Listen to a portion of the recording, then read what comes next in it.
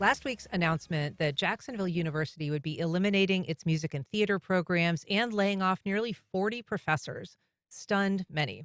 For those affected, the announcement and the way the announcement was handled was almost as upsetting as the news itself. Here to talk about it, I am joined by Professor Scott Watkins. He's a professor of piano at Jacksonville University. Good morning, Scott. Good morning. Kim Beasley, chair of the Department of Music at Jacksonville University. Good morning, Kim. Good morning, Ann. And Dr. Erich Freidberger, chair of the Jacksonville University Philosophy Department. Good morning. Good morning. So we should be clear, each of you are appearing here not as a representative of Jacksonville University, but just on your own behalf. But Erich, I'd like to start with you. Your department was eliminated altogether. You've been there nearly 3 decades. And The department was not eliminated. The philosophy major was eliminated. I'm sorry. Okay. The minor was preserved, but we had 3 faculty members. They cut 2 of us, and they left 1 in place. But we are also part of the university core. Philosophy is still in the core. We have to run about 20 sections of Introduction to Philosophy or Ethics, which also qualifies for the core, every semester. Now those courses are going to be taught by underpaid adjuncts. And the quality of the teaching, I'm not saying that the adjuncts are doing a bad job, but, you don't have people who've dedicated their lives and careers to that process. Scott Watkins, the music department, or the major, also eliminated. You have worked at Jacksonville University since 2001. Can you tell us just how you heard about these cuts? Um, Monday afternoon, in the music building, our emails just started pinging late in the afternoon with invitations to meet with the provost to talk about budgetary alignment. And we had a music faculty meeting earlier in the day, and the news was sort of ominous coming out of that meeting, and we didn't know really what to expect. We knew that the university had some financial challenges ahead of it, and we were hoping to be part of the solution to those challenges. So we just ran out into the hallway and consoled each other the best we could, asking, "Hey, did you get the email?" And that literally is how it happened. Your wife is the director of orchestra at Jacksonville University. So this is very close to your heart. Yes, it is. In one quick decision, ruined probably the careers, maybe the lives of an entire household. So we didn't see it coming, as I said, and it's been very hurtful and painful. I personally, my wife, also violinist, we have performed, as has our department chair, Kim Beasley, who's sitting with me. We have performed at President Koss' house numerous times. I helped him. The Jacksonville University president, Tim Koss. That's correct, yes. Happy to help him a few years ago, help him and his wife pick out a piano for their home, and shared many good experiences and memories at their home around music and supporting donorship, and it just an incredible sense of betrayal at this point. Kim, are you also feeling that same sense of betrayal? Is it personal? Does it feel like this was handled in a way that was just brusque beyond what was necessary? Definitely. And I think that the timing is terrible. It's terrible for faculty. It's terrible for students. Explain why that is. There's certain deadlines. There's an academic kind of calendar, and for faculty, that's job postings go up in the fall. You put your search committees together. Those searches, take place in the spring to recommend someone for the following fall, if you're filling a position. So faculty, the job market is closed For next right year. now, and we will have to wait a whole nother school year to be hopefully placed somewhere in fall of 26. So that's what we're looking at as faculty members. The students, and I'm speaking from a music perspective on this, auditions are done. So, and I have to say that our fellow institutions in Florida and beyond nationally are reaching out with open arms to extend their deadlines for auditions and listen to our students perform so that they can have a place to go.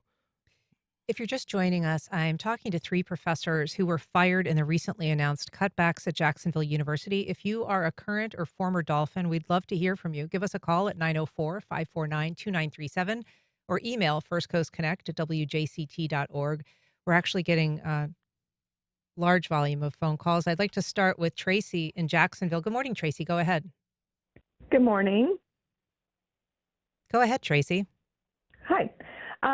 Yeah, I just wanted to call in. I know this is a really tough situation for everyone. But my son goes to JU. He's a freshman there, and I've known a lot of people that graduated from JU, and I understand that the number of students that are enrolled in these majors is really low. I think it's 100 people, from what I've heard and read, which is a really small portion. And I just know that I know it's tough, but I feel like that the president is doing his best on trying to sustain the university, to going forward and cutting programs that the students are really not applying for, and they are trying to grow the areas where it seems like more people are interested in. So those are just my 2 cents.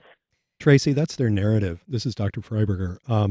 But I think what you need to understand is they have violated the university bylaws. We were all supposed to have a year announcement, year's time when they announce this, and be paid for another year. As tenured professors. As tenured professors, that's correct. They are trying to pretend like this is some kind of great service to the university, but it's a lot more than 100 people. Mm-hmm. They have cut chemistry. They've cut political science. They've cut philosophy. They've cut economics. They've cut across the board. And most of these departments are left with one person in position that's simply going to be hiring adjuncts. This is a financial disaster that President Cost should have seen coming. We hired him for his business acumen, and he let us down. Okay, they should have done this last summer when they had some inkling that it was happening. The university has been relying on outside funding. This is an absolute abject failure of management, and it needs to be understood as such. They're trying to PR their way out of this and pretend like they're doing some kind of great service, saving the university. That is nonsense. We've got a call from Kim in Green Cove. Good morning, Kim. Go ahead. Good morning. Hello, guys. I just want to thank you guys so much for everything you've done for my daughter. I can't even tell you, how much she's grown. I mean, we chose you guys because of the high caliber professors that were available there. And I just want to thank you all for everything you've done. And I'm so sorry that you guys are going through all of this. But I did have a question. I wasn't sure if you knew this or not because everything happened so suddenly, and my daughter's having a hard time getting clarity to better enable her to make a good decision on her life right now. Do you know that if next year the program, like if she waits to get her degree, because that is an option for her, she can either get her fine arts degree, I guess now with some, certain things if she does, but she also has a scholarship because she double majors as an engineer, and she has a minor in mathematics. And in order for her scholarship to continue, she has to be, I guess, a music student still. And if that's the case, is it going to be accredited?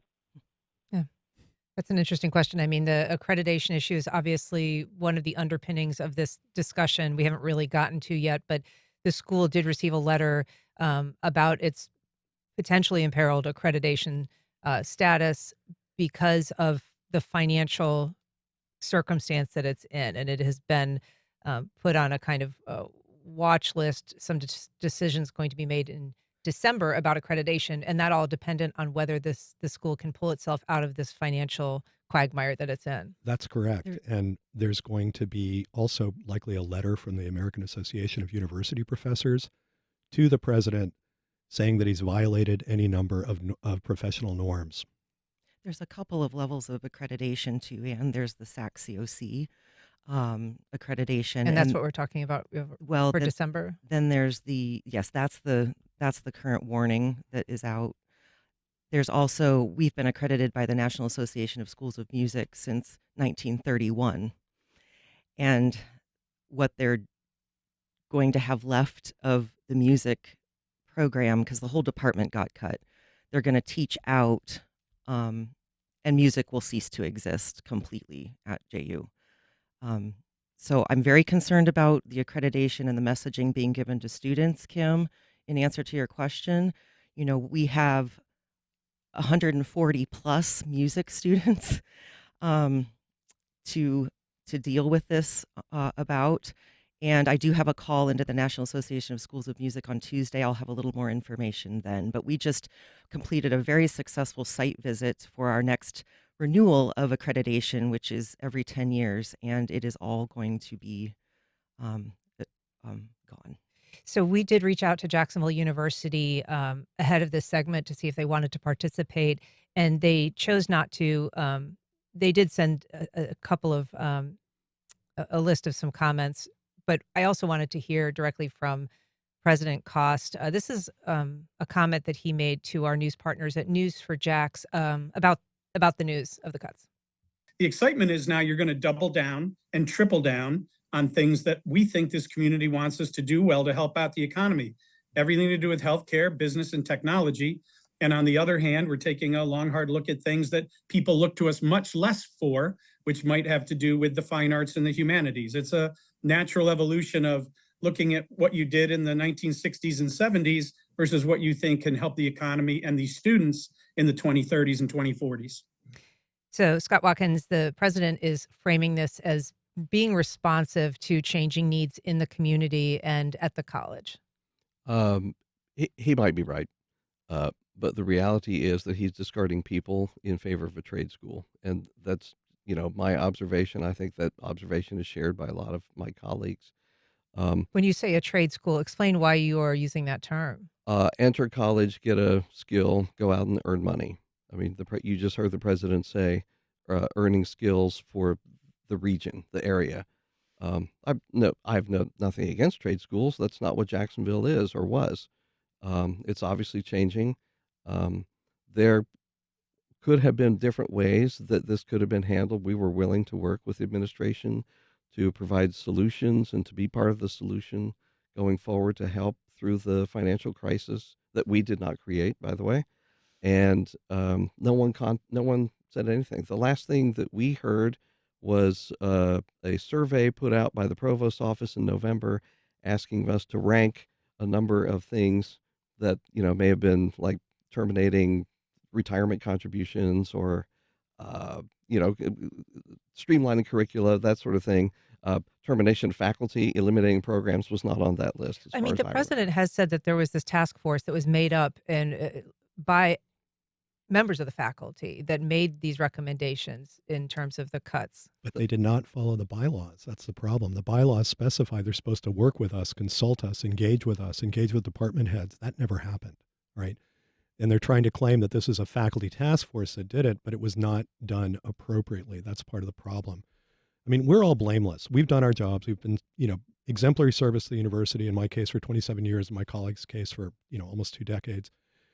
And it's quite sad that JU can no longer legitimately call itself a liberal arts and sciences institution. I mean, how do you run a liberal arts institution when you've got one faculty member in history, one faculty member in political science, one faculty member in philosophy, and yet you've got a huge chunk of the core? The quality of the teaching is going to go way, way down. And it's very, very sad that this is what this has come to. I want to take a call from Ari in Jacksonville. We've got just about a minute, Ari, before our break. Go ahead. Hi, yes, good morning. I've got to say, I've known President Cost and some members of the Board of Trustees for some time, and I just know where their heart is. I also know that he and the Board of Trustees, made this decision factoring in all of the considerations, including, this very difficult impact on the faculty that's been dedicated and has contributed so much to JU. But at the end of the day, what they're trying to do, and I truly believe this, is to make sure JU continues to be relevant as a talent pipeline for the industries that are either calling Jacksonville home or that are planning on calling Jacksonville home. And those are the industries in the fintech and healthcare space. JU's been around for 91 years, and I think this focus is meant to ensure that JU will continue to be around for another 91 years, and will produce the talent that Jacksonville needs to take its rightful place, as a key city on the East Coast. Thank you, Ari. Go Don't ahead. you think that turning out critical thinkers, people who can think and write and understand the world, is an essential piece of that? That's what the humanities do. That's what music does. That's what these other programs that are cut are doing. And the problem is, as my esteemed colleague Scott Watkins just said, they're turning this into a trade school. It's vocational training. That is not what universities are for. Universities are designed to turn out well-rounded citizens and critical thinkers. Is it fair to say, just about like 15 seconds, is it fair to say that the way this was handled, though, is more problematic for you than the substance of how the changes are going to be implemented? Well, I mean, none of us is happy, but yes, it was not handled well. It was not handled according to the bylaws. They violated the bylaws, and they're putting us in a really awkward position where I think many of us are going to have no choice but to respond with legal action. All right, we're going to take a short break. We'll be back in just 2 minutes.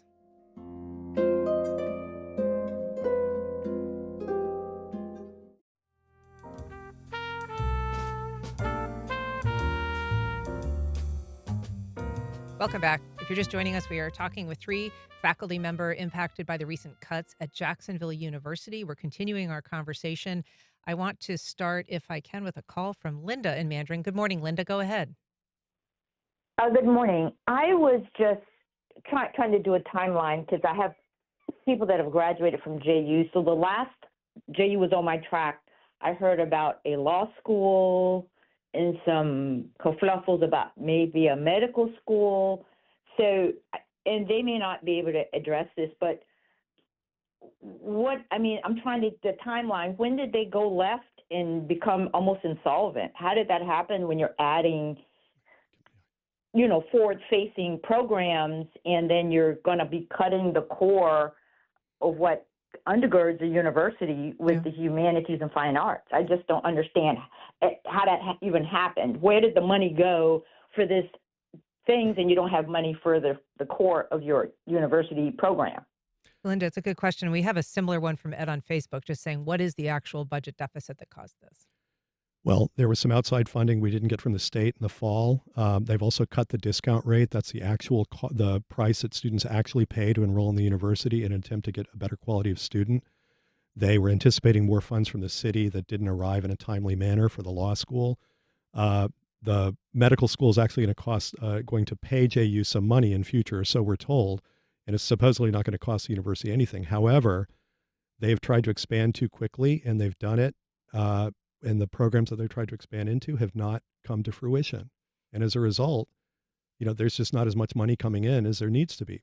We were told by the provost in our last faculty meeting that she attended that there were 50 more faculty than were required to teach the classes. How did that happen? That's not on us. That's on management. That's on the administration. They're the ones who messed this up and miscalculated. We are the ones who are paying the price. Got a call from Nancy in Arlington. Good morning, Nancy. Go ahead. Hi, I'm a retired professor at JU of art history and humanities for over 30 years, and we've always been told to tell our students the job you want in your future career doesn't exist yet. So don't train for a specific little cubbyhole because the world's changing too fast. Instead, the liberal arts experience, that really means the liberated mind. Look in and open as many doors as you can and learn how to connect disparate kinds of information and be creative. And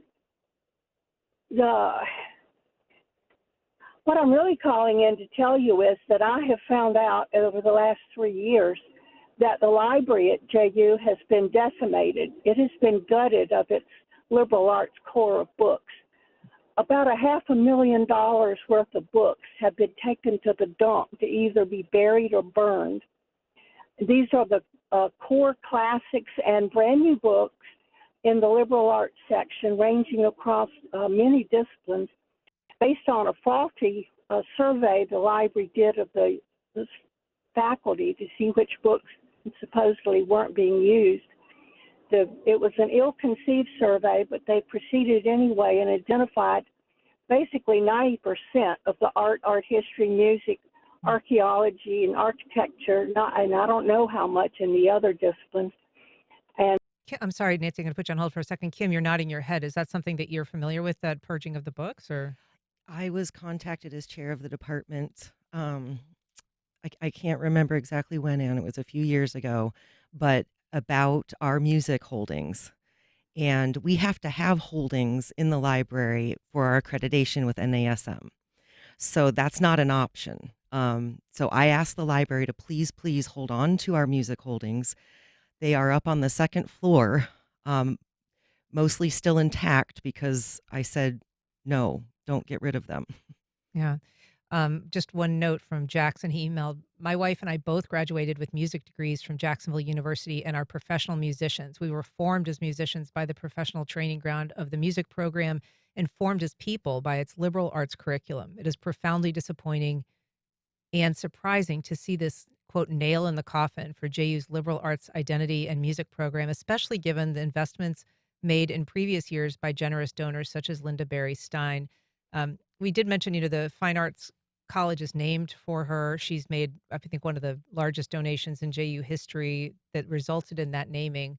But that school is, as we know it, is going away.